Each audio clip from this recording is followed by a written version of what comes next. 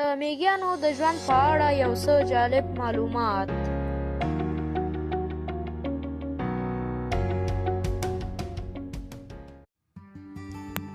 لومړی، میږیان د ورځې له خپل کور لرې نه ځي، یوازې خپل خوراک پیدا کوي او بیرته کور ته ستنېږي.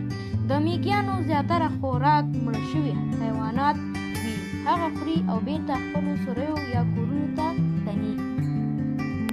دوهم، یو اټکل شوی دی چې په نړۍ کې د 10,000 تر میلیونونو په تعداد میږیان شتون لري. په منظمه توګه په ټوله نړۍ کې د هر انسان پر سر 1.8 میلیونه میږیان تقسیمیږي، نو په دې سره د ټولې نړۍ د میږیانو وزن د ټولې نړۍ د انسانانو د وزن سره مساوي دی.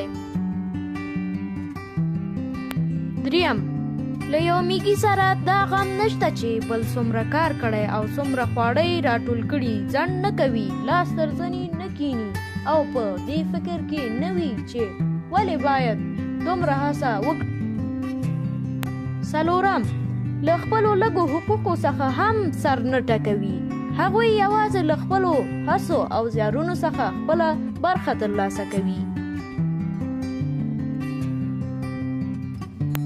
پنځم، په مبارک آسماني کتاب یعنی قرآن کریم کې یو سورت د النمل یعنی میږیان په نامه یاد شوی.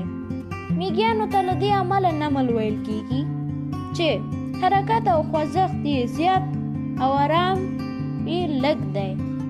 عجیبه ژوند، عجیبه خوځښت، عجیبه نظم او عجیبه بدني جوړښت لري. که ویډیو مو خوښه شوې وي زموږ چینل سبسکرایب او ترڅنګ د بیل علامه کلیک کړئ.